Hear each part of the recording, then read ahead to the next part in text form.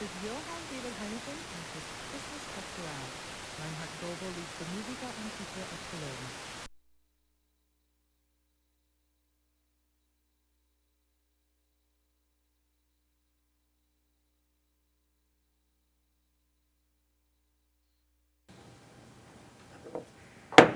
Good morning.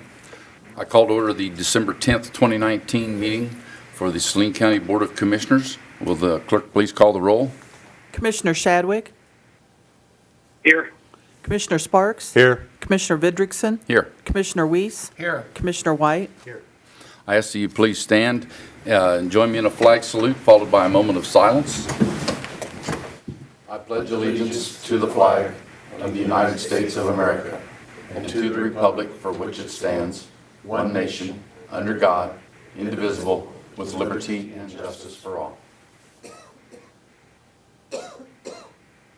Thank you.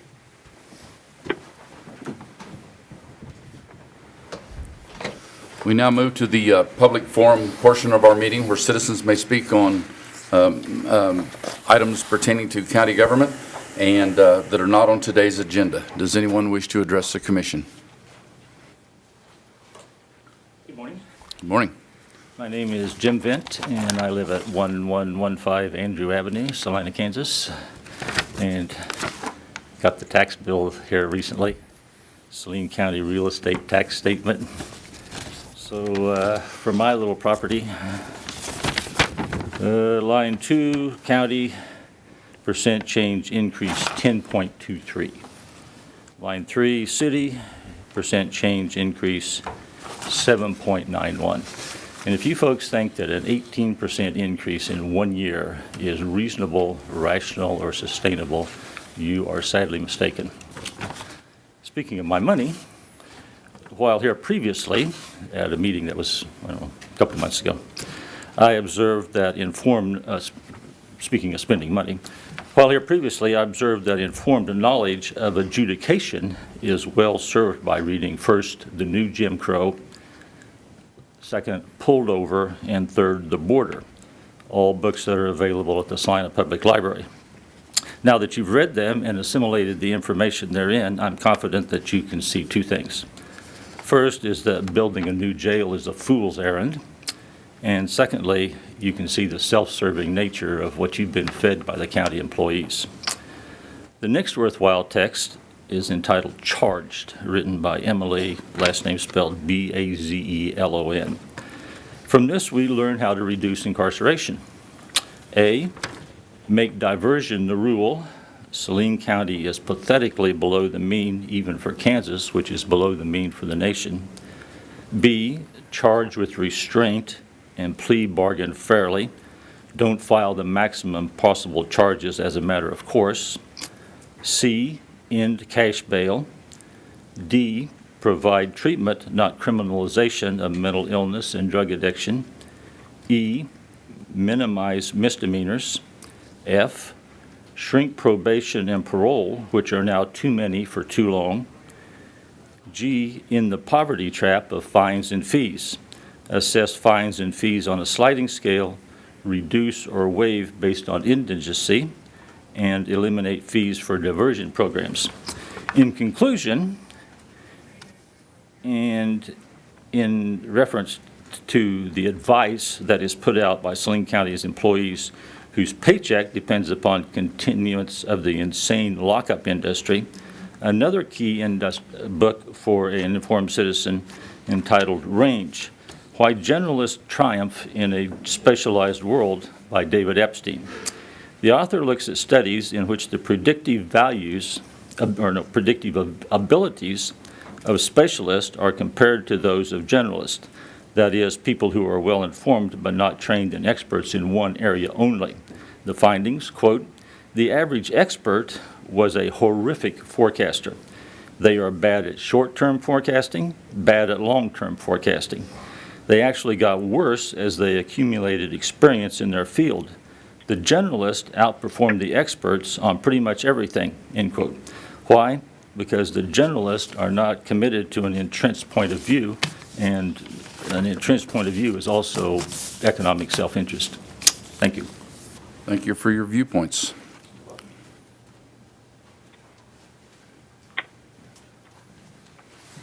Norman Mantle, Saline, Kansas, what this gentleman said. I'm kind of following up on it. We don't need to build a new jail because one of our commissioners just toured a jail and there was nobody in it. So we don't need a new jail. The cost of it doesn't justify it.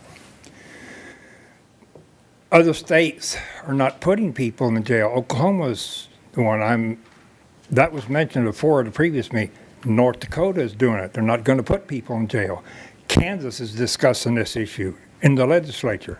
We are farming our problems out to another state. Now we're going to ship them to Arizona. So that isn't going to solve the problem. A new addition or a new jail will not solve the problem. No matter what size you build, you're going to have to reduce the population out there. And it can be done. It has been done in other areas. Reduce the population. Now, how you do it, that's what your decision is. And this is a global problem. They are funding money in other areas. The planet is getting overpopulated. The government just funded $35 million to handle another overpopulation issue in another area in this country. So if we build a new jail and one of the commissioners says, we're just kicking that job down the road. So it's going to be a process, but the end result is going to depend on you guys.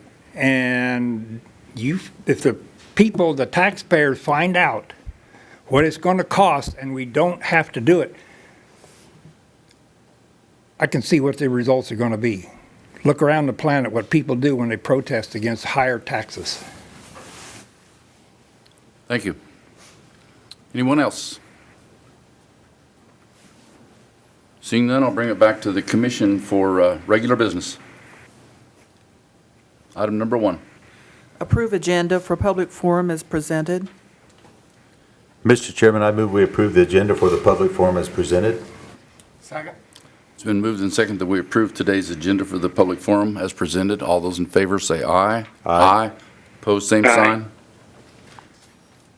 Motion carries. Item number 2. Approval of county commission minutes for December 3rd, 2019. Mr. Chairman, I move we accept the county commission minutes of December 3rd, 2019 as presented. Second that. It's been moved and seconded that we approve the county commission minutes of December 3rd, 2019 as presented. All those in favor say aye. Aye. Aye. Opposed, same sign. Motion does carry. We'll move on to item number 3. RFA number 184-19, bid award for construction manager at risk for jail project. Hannah Stambaugh, Deputy County Administrator.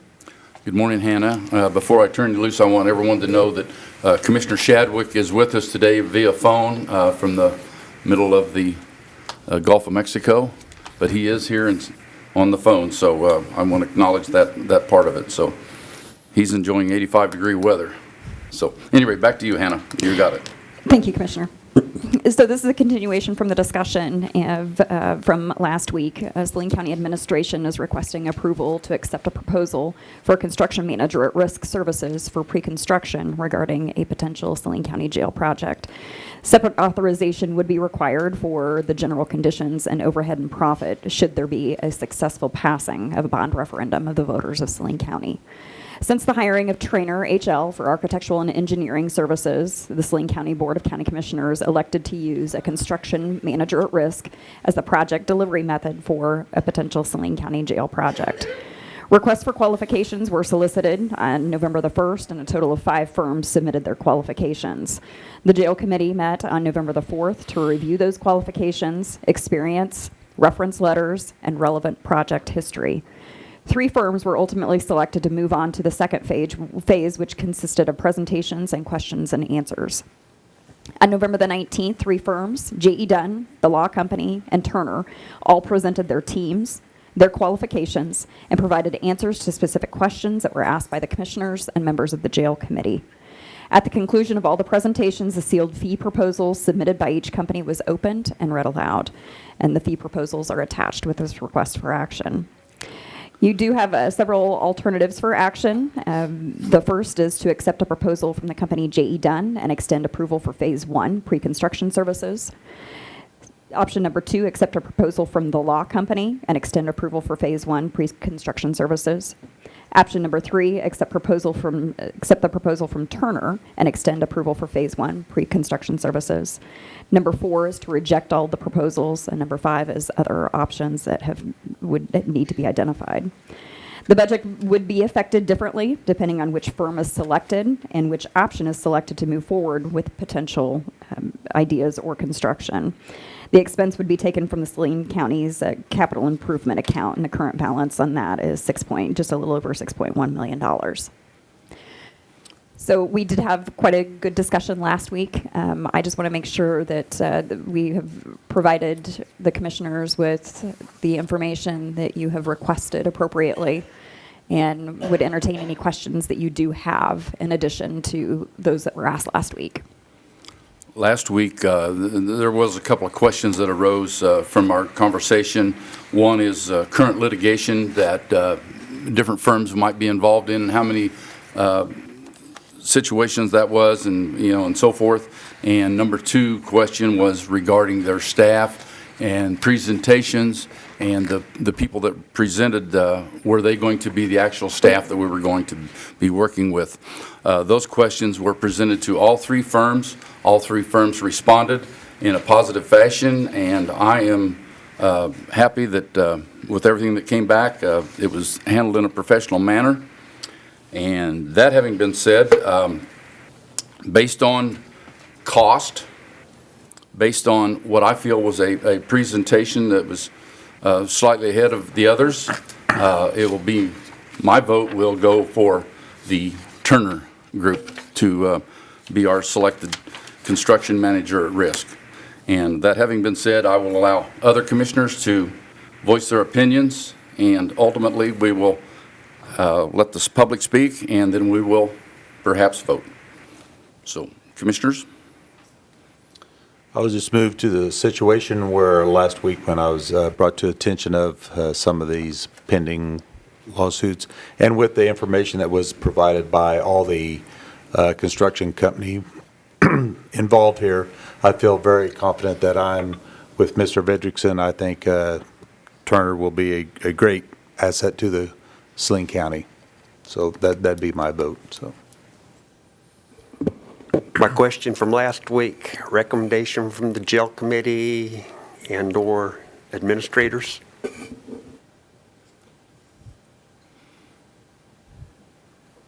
So the jail committee did meet, and there really was no preference over one company over the rest of them. I think that either firms would be able to provide us with the services that we need appropriately and do Saline County a very good job moving forward. Very good. Thank you kindly. You're welcome. I felt compelled to ask. It's a good question. Mr. Weiss? Mr. Chair, I appreciate the response that came back from the 3 companies. From the original presentation from the 3 companies, I felt like we had some real good choices on the table. In weighing all the information that we have, to me it comes down to a dollar amount, and in that regards, I believe Turner is the best option for Saline County. Commissioner Shadwick, do you have comments? I just would like to reiterate what I said last week. I thought the Hutchinson Jail project was one that I thought was a great model for us, and that was a Trainer J.E. Dunn project, and so I was on that side to vote for J.E. Dunn. Personally, there was very, very close between the 2, and I think this goes back between 2 of the firms, and it goes back to when we selected the architectural firm. There were 2 firms that really stood out, and I think everybody that was involved in the vote and the discussion realized that we couldn't, either firm would be a good choice. So it just came down to a personal preference in that situation. And again, I will say that, and I will back up what Commissioner Weiss said, and that is that they are the least expensive avenue to take and their presentation to me just hit home. And their group is going to be here if we do select them. So that's where we stand on that. At this time, I will take public comment, if there is any, regarding construction manager at risk. Seeing none, I'll bring it back to the commission for a possible motion and vote. Mr. Chairman, I move we accept the proposal from Turner Construction Company for construction manager at risk, Phase 1. Second the motion. It's been moved and seconded that we approve RFA 184-19 bid award for construction manager at risk for the jail project and select Turner for the construction manager at risk Phase 1. Is there any further discussion? All those in favor of the motion say aye. Aye. Opposed, same sign. Nay. Nay. So that vote does pass. That motion passes 3-2 with Commissioner White and Shadwick opposing. So thank everyone for their input and appreciate it very much. And just like the architectural firm vote, it was a 3-2 vote. So that shows that it's really close, I think. So thanks, everyone. At this time, we'll move on to item number 4. RFA number 186-19, Resolution 19-2280, Rural Fire District Board appointments. Michelle Barkley, Emergency Management Director. Good morning. Good morning, Michelle. I am here to request approval for the appointment and reappointment of board members for the Board of Trustees for Rural Fire Districts 1, 2, 5, 6, and 7. Note that 3 is not on this list and will be reappointed come the end of December. The Board of Trustees each oversee fire districts for the County Commission. This is in accordance with KSA 19101, KSA 193601, and Saline County Code Section 10-2. The board is made up of all volunteers. So with that being said, the terms that these individual board members serve last 3 years. Their term will be from January 1st, 2020 to December 31st of 2023. Your options are to either approve or disapprove. In that case, the districts will have to solicit new board members. I recommend the approval of these appointments and reappointments. All these individuals volunteer their time to serve their respective districts as members of the Board of Trustees. There's no impact to the budget with their appointments. Do all of the rural fire districts have the same amount of people on their governing boards? Yes, 2. And that number is? 2. 2? 2. But we're appointing 3. The common is 2. Some of them, based on certain situations, I've allowed for 3. Can you weigh in on that, Hannah, at all? I apologize, I was having a... My question is, how many people serve on the boards? So- And Michelle said 2. It depends on the fire district, so the minimum of board members that you can have is 5 and maximum is 9. So it depends on the Board of Trustees as to, we do allow for that flexibility. Okay. Is there any questions from commissioners? Okay, so there's a minimum of 5. Correct. So some of these are reappointed, but there's some other ones that's already on the board that is in the middle of the 3-year period. Correct. Oh, gotcha. Okay. Yes, their terms are staggered. There's Gotcha. about Okay. 3 different groups of them that have different terms, and there could be up to 3 that are up for reappointment or 2 depending on the year. Gotcha. Thank you. I may have confused you with my question. I perhaps didn't term it properly, so my apologies there. Other comments from the commissioners? Mr. Chair, looking over this list, I see a lot of names I'm very familiar with, and these are dedicated people to the rural community, and I applaud their commitment to the fire service in their districts. Okay, is there any personal or public comment regarding these appointments? Seeing none, I'll bring it back to the commissioners. Commissioner Shadwick, are you still on the line? Nope, he's gone. He's gone, okay. So at this point, I will Accept the motion. Mr. Chair, Go ahead. excuse me. We were just noticing, we think there's a technical error on the resolution. 20, 21, 22 is 3 years, so they should expire December 31st of 2022. It says 2023 on the resolution, so I would ask for a motion subject to that technical fix. Where are you getting that from, Phil? What? On Resolution request for action. 19-2280, the term on each of them says 12/31/23. And it should be 20. Should be 22. Two. Yeah. Okay, For a 3-year term. can we note that change will be made and that's Yeah, sufficient? you can make the motion subject to that change. Okay. I will entertain a motion. Mr. Chairman, I move we adopt Resolution 19-2280 and appoint the Rural Fire District Board members as listed with the change of the 2023 time to 2022. Second motion.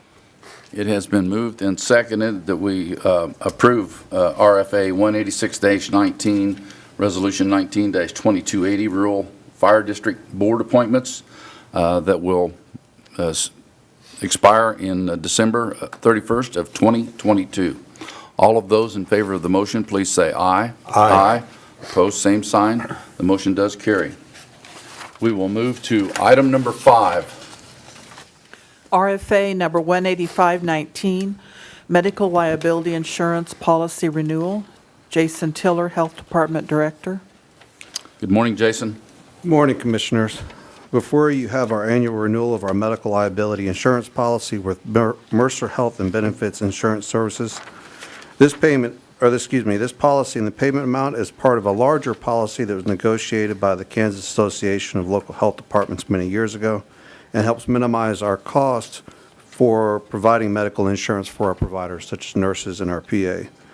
Provides protection up to $1 million per incident and $3 million aggregate, and this insurance policy is a requisite of us providing services. Our current policy expires at the end of this year, December 31st, 2019, and the new policy takes effect on January 1st, 2020. Alternatives are to accept the policy as proposed, send policy back for additional questions, or refuse the policy. We recommend signing the policy so that we can continue to provide services as well as protection for our staff. And the budget impact, the premium amount is $5,134 and is planned for and covered within our budget. Questions or comments for Jason? One question, Jason. How Yes, sir. does that relate to 2019's premium? Do you remember what? I think it's about the same, maybe a couple $100 difference.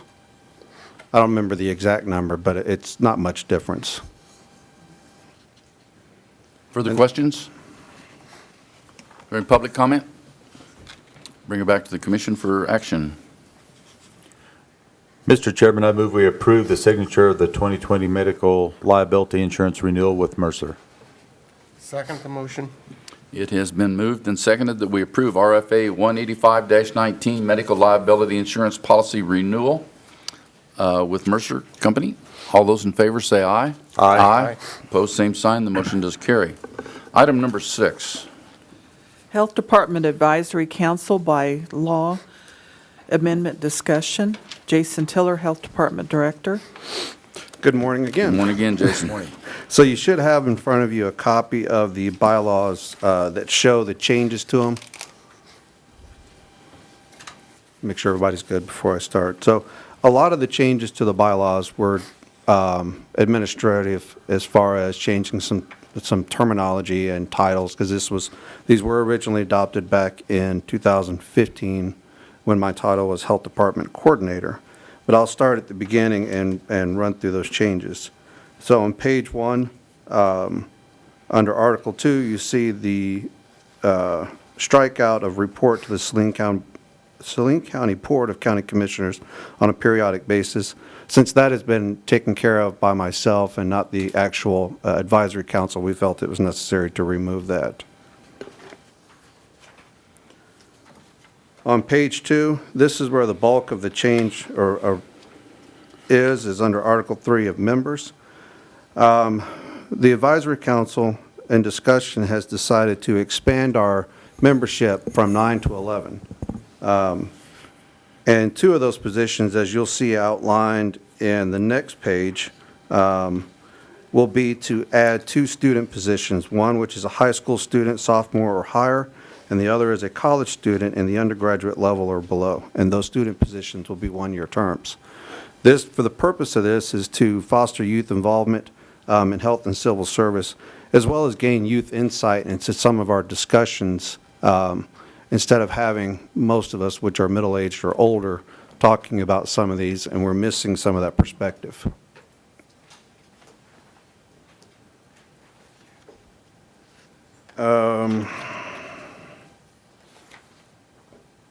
Again, there's just additional administrative changes as far as changing coordinator to director. Those 2 student positions, along with myself, or the position of the medical consultant, the county commissioner, and the health department director will all be ex officio positions.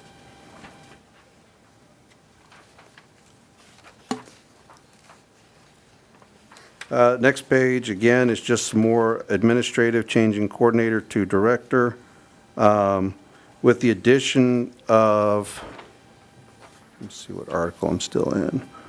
Article 3, Section 5, you'll see there at the bottom, members who will not be available for regularly scheduled meetings shall contact the health department director through email to ensure accountability.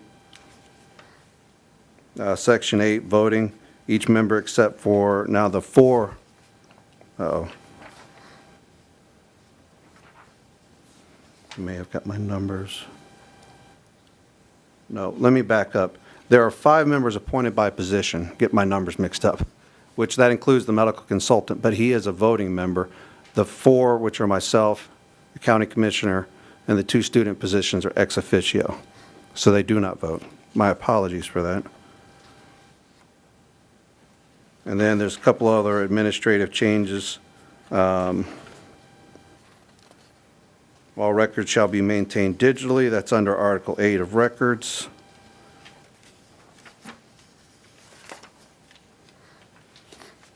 So that is most of the changes. Are there any questions on those changes, or? My question I appreciate the fact that you're getting younger youth students involved in this, and certainly having 4 grandchildren over the age of 50, or over in high school age, junior high age, that they're well aware of what's going on in the community, and particularly in health issues and things like that. Yes, I think it's a wise thing to do, and we have a nice college population in this town now too, so yes, I like that. And how quickly would you get those people involved? I mean, would that be the first of the year type thing? Right, after these are approved, because next week we'll bring it back with the amendment to the resolution and do the formal approval. And then after the first of the year, we'll begin soliciting those student members for the board. So today is discussion only, and we're not voting on anything, and That's correct. It's pretty cut and dried as far as I'm concerned, at least from the looks of it. Probably need to look it over a little closer again, but I have looked at all of this, and at this time I would like for comments from other commissioners or questions, if there are any. If not, why, thank you, Jason, and it looks good to me. All right, we'll have the amendment for you next week. All right, thank you. We'll move on to item number 7. Fort Riley to Smoky Hill Unmanned Aircraft System Corridor Study. Doug McKinney, Executive Director, North Central Kansas Regional Planning Commission. Good morning, Doug. Good morning again, Commissioners, county staff, and John Q. Public. This, as you may recall, is about a 4.5 or so year old topic related to Fort Riley training. And the initial effort was to go through what I call an FAA type blessing for a corridor to avoid commercial aircraft areas, and because Smoky Hill Weapons Range exists in the southwest portion or the western portion of this particular county, that was the target for Fort Riley to be allowed to train unmanned aircraft in a corridor that's somewhat depopulated or not very highly trafficked or trafficked at all, to go across that corridor and down in an L-shaped pattern. And in the books that you have, back just after page 60, there is a series of maps, and one of those, again, shows the corridor, which you might be familiar with. It's pretty much an L shape or a shape of a boomerang, but it definitely avoids, or what FAA was looking for years ago, was to avoid populated areas for the most part. It goes north of Wakefield in Clay County, across from east to west, Ottawa County, and Ada, which is about 70 people, is about the largest burg village in that zone. And then it goes south in Lincoln County, down just almost across above Beverly, and then near Carnero, population 12, in Ellsworth County, and then just west of Brookville in Saline County, where it visits the edge of the Smoky Hill Weapons Range. And that is the corridor that FAA has blessed for training purposes. Well, from that, as you might recall, was brought to the commissioners information about that, which you've known from through the Airport Authority and from some other conversations. Well, our board allowed for, which Hannah Stambaugh sits on behalf of Saline County, they blessed a committee to exist, and we were able to apply for funding in conjunction with Flint Hills Regional Council over in the Geary County, Riley County area, to pursue this study and related land use kind of research, so that certain things that Fort Riley was seeking and potential conflicts or potential concerns that they have could be brought forth and just made into, well, recommendations of sorts for each of the counties. Well, the funding was blessed. It's 90% grant funds, 10% in-kind match, which a lot of the match occurred through meeting attendance by committee members and from assistance through county planning departments, appraisers' offices, etc. So we were able to easily meet the match requirements with what we had there, with lots of local input and feedback, and that helped develop the study as it exists. Well, from your county, Commissioner Shadwick sat on the committee, and we appreciate his time and looks and comments. Also from the city, Lauren Driscoll. She was experienced with a joint land use study like this in Alaska, where she had served previously in a staffing position. And we also had the assistance of Colonel Carraway from K-State Polytech University, and very familiar with unmanned aircraft, obviously, through his work there. So we had a lot of feedback and input. Well, in short, this is the Gray Eagle, which is the largest. It's more of a crop duster airplane size, very expensive unmanned aircraft that Fort Riley has been blessed with to do a lot of training periodically in this corridor. And that one is one that is stationed at Marshall Field in Fort Riley. That is on page 7, that photograph. It's also on the cover of your study book. On page 8 is an image of the shoulder-mounted or easily handled Raven, which is a small one. That lightly appears just on the east edge of the corridor, or it's hand-delivered into the Smoky Hill Weapons Range, but it does not have what I'd call long-distance capacity to fly throughout the corridor. And then there's a medium-size Shadow, which is about 6.5 or 7 feet wide and about that long, that also flies in the corridor throughout that. they generally fly, except for the shoulder-mounted, all these aircraft will fly about 2,000 to 5,000 feet in elevation. So they're fairly high and fairly hard to see because of their coloration and just the way they blend in with the sky. So they're hard to see. But what is very visible is when they're training and practicing through the remote controlling, there are helicopters, usually it's 2, that accompany them. And Commissioner White has probably noticed those because he lives fairly close or inside the corridor. And maybe Jim has noticed those or used to when he worked at Crisis City, because they will accompany them at the lower elevations. And, well, that's the way it works now. The hope is, or what Fort Riley would like to be, is the #1 trainer of unmanned aircraft in all of United States Department of Army, and also proceed with other trainings that are approved by FAA later on down the road to longer distance, because the Gray Eagle has great capacity for flying throughout other parts of the United States if it's an FAA-blessed corridor, which is yet to be determined. Doug, let me stop you just a second. You were mentioning the helicopters, but the actual unmanned aircraft itself, noise-wise, is there any detectable noise from those? The shoulder-mounted units, which are the Raven, those are noticeable. They're, somewhat similar to other smaller unmanned aircraft that the university practices with, or, say, commercial type of devices, say like a leaf blower, something like that. And of course, they're going to be 50, 200 feet up in the air, but still they're noticeable sound-wise. The Gray Eagle, it's not noticeable. And when something's 2,000 feet in the air, they're hard to hear anyhow. And the Raven would be the same way. When they're taking off, they can elevate pretty quickly, say by the time they're past Wakefield, and they just stay up at that level. That's their instruction, their game plan is to stay up that high, 2,000 to 5,000 feet. And even over the weapons range, they're going to stay at that level unless they come down for some reason to observe, look at something closer, because they're definitely, that is their mission, is to practice and train.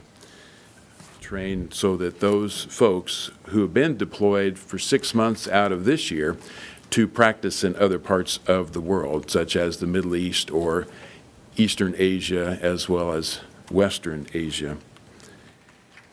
Now, in somewhat jumping further, unless you have other questions, page 56, 57, and 58 in your books, you have various recommendations, largely come out of the committee, but of the last year and a quarter type efforts, but also from what I call a Fort Riley perspective, from the safety and also preservation of these expensive tools for training.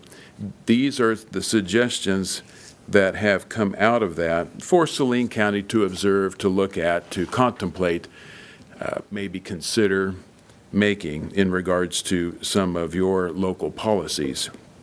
It starts out with land use recommendations.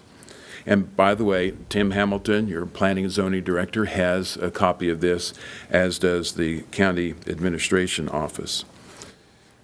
Land use recommendations are there, things that maybe are newish or haven't been contemplated, but some of the thought is in regards to energy reduction type efforts that could be helpful for just overall energy reduction, such as shading of light systems and dark sky type policies that could help keep light out from the skies and such. There's others listed there, land use recommendation number 1.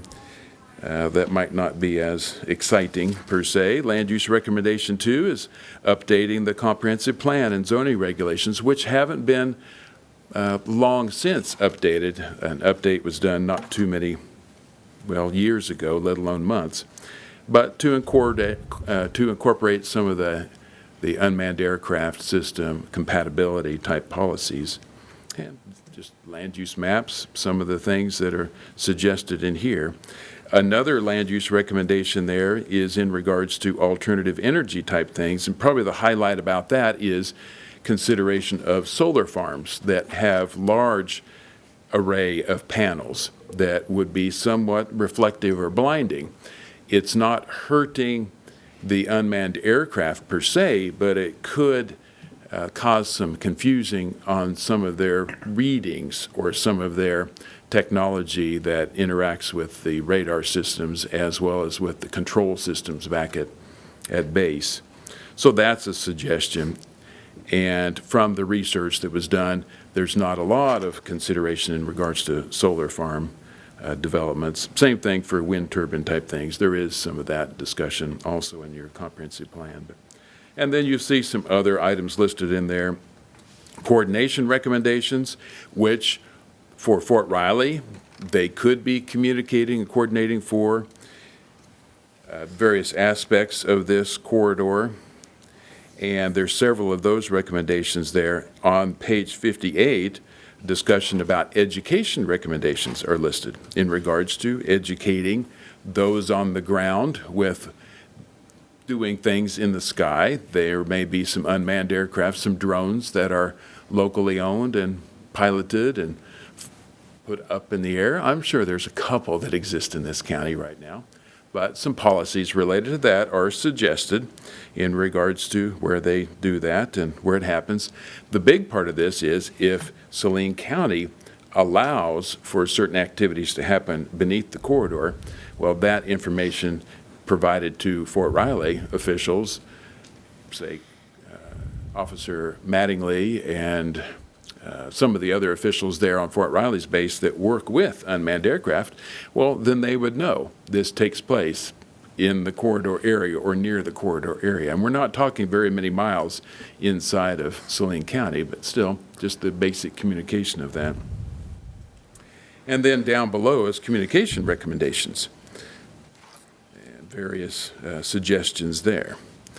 Now, in regards to if there's interest in taking on some of these, the plan is, or what our executive board has blessed, is to apply in conjunction with Flint Hills Regional Council in early January for Department of Defense assistance with comprehensive plan updates or other policy type development actions. Some of that will involve our office doing some of the work, but also for a professional or two to be procured and hired to help with some of that. Now, in your case, Tim is well aware of some of these guidelines, and it could be that it's just any recommendations that are taking to heart and addressed, they could be done in-house for the most part. But what we would like to do is count that as in-kind match towards the next 90% grant. Mike Kennedy, it's David Kennedy from Department of Defense, Office of Economic Adjustment. He is the grant coordinator, and he says this will be that third and kind of implementation final step in the whole funding process. So he is confident there'll be enough funds to help with recommendation implementations and funding of assistance for that. Over in the Flint Hills area, the Riley-Geary County, they're working on sound attenuation because of artillery practice at different times, and a lot of it's coordination and communication, but it's also planting some trees or developing certain things that will help with some of the sound buffers for, say, City of Riley or City of Milford and places like that. But it'll be a project that's co-coordinated between the two regional organizations to help on behalf of local jurisdictions. In our region, Clay County and Ellsworth County are both anticipating making use of funds for comprehensive plan updates, developments, and in Ottawa County's case, it would be similar to Saline County with update or some minor modifications to policies. Now, behind this page 58, there are recommendations for Fort Riley as well. They aren't unscathed with suggestions and comments, and certainly part of that is communication. Communication as much as possible beyond the basics that they do with air traffic controllers and airports that they're coming across like normal, because it's a big thing for our crop dusters who are out there often, or from others who might be in the sky that have some knowledge about the corridor. But we had good interaction at the various public forums that we held in July and August with crop duster. Every crop duster was represented, or we saw them and interacted with them about this concept. But Fort Riley also has recommendations of what to do and how to do it and how to coordinate it. So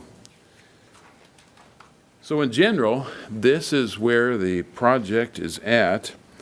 And Fort Riley, again, they would like to continue as a big-time trainer of unmanned aircraft and be the best at it in the United States Department of Army, and continue making use of this already blessed corridor for that purpose. And someday, maybe the helicopters won't be part of that process, so it'll be even quieter, less disturbing to the bison and the bees. So, any other thoughts, comments? Well, I'm missing something, I guess, and that is the role of the county government and county commission. What is our role in this? I mean, obviously, we don't have the power to overtake Civil Air Patrol or those types of, you know, the who flies in the sky type thing. What's our role in this? Well, it is policy development, and it's receiving. Your role is really knowledge today, it's understanding, and if there is anything that needs to be communicated out to help with Tim's department and what Tim will be doing, possibly you could make suggestions, recommendations, but he can take this under his wing as well to discuss with his planning commission and maybe bring recommendations back to you. You'll be more informed about some of these things that are suggested. So in other words, I mean, we don't have the power to tell you don't fly those things in our county, I assume. Am I correct? Right. The Fort Riley folks, the Department of Army, already has the blessing to fly these in the corridor. But not from the county commission. They have the blessing from the U.S. Department of Army. That's what I'm getting at. And Washington, D.C. FAA. Right. So that corridor was established a few years back, before we even knew about it, really. So this is an informational thing for us to learn about this. And I guess I would take that a step further then. What is the role of the North Central Kansas government, you know, your role as an agency? Well, it's disseminating the information, and it's also the role of conducting the research. We use Stantec Joint Land Use Study Consulting to help with some of this research, and that's our role, is to hire somebody that's an expert in military corridor kind of research and to seek the funding to help with that process, but also in disseminating the information out to the various counties that are, I call it lightly impacted, but generally impacted by what's going on. And it's an opportunity to interact and further promote what I call defense-type trainings. This kind of reminds me of 30 or 40 years ago when computers were coming on for people my age, that we resisted them and said, boy, this isn't going to happen. Well, this is another one of those things that can get out of the way because here it comes. The information is great, and there's no question about it that this is a thing of the future, and it's coming fast. Yeah, it is. And we need to And Fort to Riley help. is just right on top of it. They're wanting to stay on the cusp of things. And as they've generally said, as much with all the security and kind of hush-hush of activities, their soldiers who are involved with this have been out there deployed for 6 months up until the Veterans Day Thanksgiving period in other parts of the world. One of the units, I don't know if it was a Shadow, the mid-size, but it was a smaller type unit that was shot down. And they came back with one less. Well, to me, if they're going to be shot down, it's better for one of these tools to be shot down than an actual airplane and a pilot, because there are enemies out there. And I don't know all the do's and don'ts, and if we were in the right where it was flying and doing reconnaissance, but we've had some interaction with others in the international world with these unmanned aircraft. Okay, those comments help me understand it as a commissioner and as a citizen as to what's really going on and what our role is not in this situation. So, are there other questions or comments from commissioners? Just a quick question. When you brought up the situation here where under the land use, one of the things were like solar panels. If a guy started a big solar farm out there, that is a deterrent of that. It might not work right with that. Well, that's what Fort Riley is saying, that it could, if there's enough in an array of solar panels, it could cause some extreme reflectivity. It could bother the helicopters that accompany or chaperone the unmanned aircraft as anything else.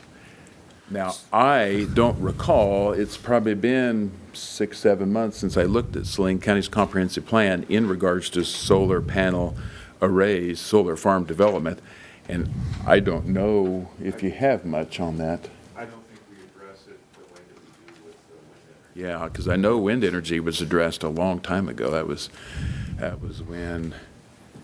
And so, and that's one of my questions. So it's like if I was a foreign country looking at protecting a certain area, I just build solar farms around it. And if that was, I mean. That probably would be hard to identify. I mean, you could tell where they're at as far as that whole reflectivity panel kind of array. It's hard for me to imagine that would be a deep. That might be something too that we can, when we update this aspect Yeah. that you're talking about, we can address that as well. Yeah. Wow. Thank you. I guess in short, or say in summary, if you do have any more questions, feel free to call. Sure. Or have staff call and interact. But also, we're planning to continue to go forward, especially for Clay, Ottawa, Ellsworth counties, with what they want to have updated and their plans, because what Department of Defense allows is for their full comprehensive plan to be included in the budget of a project, and maybe this portion will have unmanned aircraft as part of that consideration in the cities or the towns. And if there's any pieces and parts that you think of, which Tim and I can talk afterwards, that have some major costs to them to possibly implement, we'll include it in. Certainly, the in-kind will be of value to include in. 10% doesn't seem like much, and it does add up quite a bit, but it's all helpful. Do you make the same presentation to Lincoln, Ottawa, Ellsworth, Clay counties? You are the final one. Now, there'll be a follow-up with Ellsworth County because they haven't done a comprehensive plan since about 1991, and so they want to talk about it a little further. But I've been down there a couple times, and before Christmas, we'll talk a little bit more about that process. Okay. But yeah, all of them have been interacted with. And as far as committee members, they've all had good representation on the committee to kind of see these recommendations come to light. Doug, I know that you have announced your retirement. Or changing of duties, let's say, away from North Central Regional Planning Commission. When is that effective? April 1st. So we probably won't see you back here in our... Oh, Hannah might think of a reason. She'll say, Doug, come and let's talk about this or interact on that. So. Okay, well, just in case she doesn't, I mean, I certainly want to say thank you for your service and your commitment to North Central Kansas, because I think your agency serves, what, about 20 counties? Well, 12 counties. 12 counties? If he really did ask, 12 counties in the Community Development, Economic Development District, which is a federal designated and also a gubernatorial designated district in Kansas, but Homeland Security, it's 101 counties. Weatherization, it's 41 counties. And then there's a few various other programs that we dabble in fairly often, but they might be 20 counties, 18 counties, something like that. So it just depends on the topic and the subject matter, but we're involved in various places in Kansas. So. Well, again, Hannah, maybe I'll be able to thank him a little bit differently the next time so you can get him back down here. So, Doug, thanks again for your commitment. The application goes in for funding on this, and it might be blessed in March, reason to come back and dialogue about this, and it's going forward, if nothing else, just to make that little simple announcement. So, all right. Any other comments from commissioners? Thank you very much. Some great information. Thank you. This is very helpful. Thank you very much. We'll move to item number 8.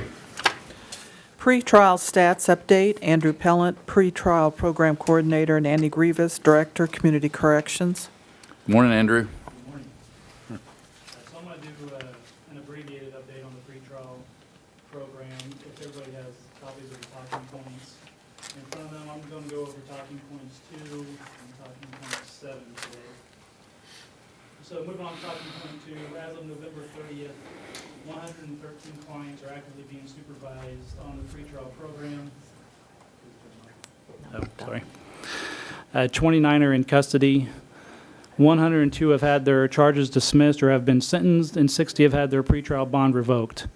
To put that in context, the 60 clients who have had their bond revoked represent about 19.8% of the total placements on pretrial, which means the program success rate is sitting at around 80%. I know there's questions last time on some of the numbers and what it represents of pretrial compared to everybody that's being booked into the Saline County Jail. And so I wanted to kind of put that into context and put that into bold, the percentages with regards to the program success rate, which is sitting about 80%. Now, when I was down in San Diego, I spoke with several agencies, and they were sitting around averages of 64 to 65% of success rate on pretrial program. Now, my next point I'm going to make is we're still always looking to improve. So even though the 80% is a good program success rate, we still want to address the 60 clients who have had their pretrial bond revoked or the failed to appear. So that's why we're still moving forward with the talk to text, the client notification of court dates and times, and we're trying to move the program forward in that way. Help me follow just a second, if I may. The 60 clients who've had their bond revoked represent nearly 20%. But that's 20%. What is that number of? Because you say you have 113 clients. Well, that's the 20% is the 303 we've had total since the program's inception. 303? And Yes, sir. so out of that 60, okay, now I get you. Yeah, that's where that other number comes in. So the ones revoked, and so this is the program as a whole since April when we started the program, so Right. of the 303. All right, so moving on to talking point number 7. Just let me stop you again for just a second. The success rate at 80%, and that is 80% of that 303? That's correct. And when you say it's a success, elaborate on that just a little bit for me. We consider them a success if they make it through the program and get sentenced or have their charges dismissed. And so those are what we consider success. They make it through without having to go back into without having jail, to go back to court, rearrested, whatever. Yes, without Okay. going back to jail or failing to appear in court. If they make it through the program and they get sentenced on their case, or if the case gets dismissed, we consider that a success in the pretrial program. Andrew, to follow up on that, the 80% success, there's no way of measuring how many of them might have found a bonding through another means. That's correct. So That's correct. Everybody in Kansas, it's a right to bond state, so everybody gets set an original bond. So there is always the potential they could make bond. But my kind of my antidote to that is, by the time we screen pretrial clients, they get arrested, they get booked in. We might see them the next day. It's been my experience that people who have the means to bond out, now this is again just my opinion on it, the people who have the means to bond out will do so usually within 24 hours. They get in there, they have family members, or they have the means to do it, they're going to be out of there. Now I don't have anything to back that up. That's just been my experience when I see some of these people who are booked into the jail.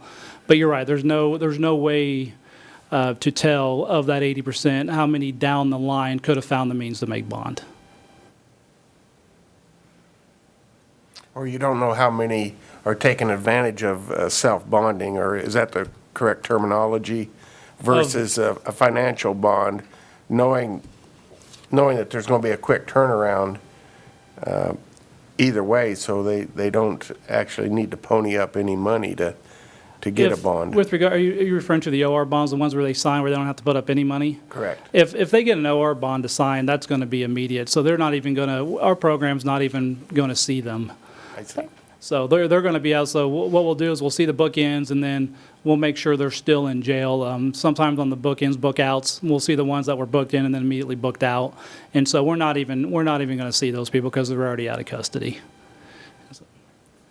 Before I move on to number 7, does anybody have any other questions? No, Okay. pardon me for the interruption. No, but I'm glad to answer any wanna- questions. I'm glad to follow up on anything. Update on the recent failed to appear arrests and where they originate from. There was questions last time I spoke on there being still a lot of failed to appear arrests on the bookends. And I wanted to kind of break down the numbers since we last met, which would have been on November 26th, just to show how many were related to pretrial, how many were related to municipal court cases, or how many related to other district court cases that were non-pretrial cases. And so since November 26th, there have been 27 failed to appear arrests and bookends at the Saline County Jail. Of those 27, 10 were on municipal court cases, 11 were on district court cases that were non-pretrial cases, 2 were on pretrial defendants, but the arrests and bookends were on non-pretrial cases. 2 were pretrial cases that came into the program. 1 was a civil case and 1 was a federal case. So with those numbers, if you just take the 2 that were failed to appears on their pretrial cases, that's 7.4% of those 27 arrests. And if you add the other 2 that were pretrial cases, but the failed to appear arrests were on cases that were not pretrial, maybe a municipal court case, that bumps up to 14.8%. So since we last met, pretrial is still a really small percentage of the failed to appear arrests that are showing up in the Saline County Jail. And so I just kind of wanted to break that up and just kind of give that glimpse of what we're seeing on the failed to appear arrests. They're not all related to pretrial supervision program. On the other end, they're actually a small portion of that. Anybody have any follow-up or any questions on the talking point number 7? I think we're starting to understand each other a little better, what we want from you, and you understand what we want, and we're getting the information that is helpful. Sure. Thank you very much. Sure. So any other questions or comments from commissioners? All right. Thank you, Andrew. Thank you very much. At this time, that brings us to the end of today's agenda. Is there any other business or announcements to come before the commissioners? Anything from the administrative side you'd like to say, or no? Just to kind of reiterate, so we've got some activity that's going to be happening next week. We have confirmed our first town hall meeting that's going to be held in partnership with our architectural and engineering firm Trainer HL, and then our newly selected construction manager at risk, Turner, will also be invited, and I can anticipate that they will attend as well. This town hall meeting is scheduled for Tuesday, December the 17th. It will start at 6 o'clock in the evening, and we are going to be holding it at the Saline Arts Center, located at 242 South Santa Fe. We certainly invite the public to come. This will be a great opportunity for staff, commissioners, as well as Trainer to address the public. This is mainly going to be a very, very large informational meeting for us to talk about some of the goals and priorities, talk about also the current jail facility, the current programs that we have, some of the limitations that we have, and just really have a good dialogue between us and the public itself. So the public will have an opportunity for questions and answers. We do have about a 45-minute presentation that is scheduled for that evening to start it off. But we just really hope that the public comes out and enjoys an opportunity to learn a little bit more about what's going on and be able to ask their questions appropriately. So again, Tuesday, the 17th of December, starting at 6:30 at the Saline Arts Center. Please come and join us. 6 o'clock. To take that a step further, this will go on till April, I believe it is. The public will be able to have its voice heard via the ballot box. So once we have laid all the cards on the table, determined an avenue that we think is the best for the county to go on to, it will still be decided upon by vote from the voters. And that's where it's all going to come down to.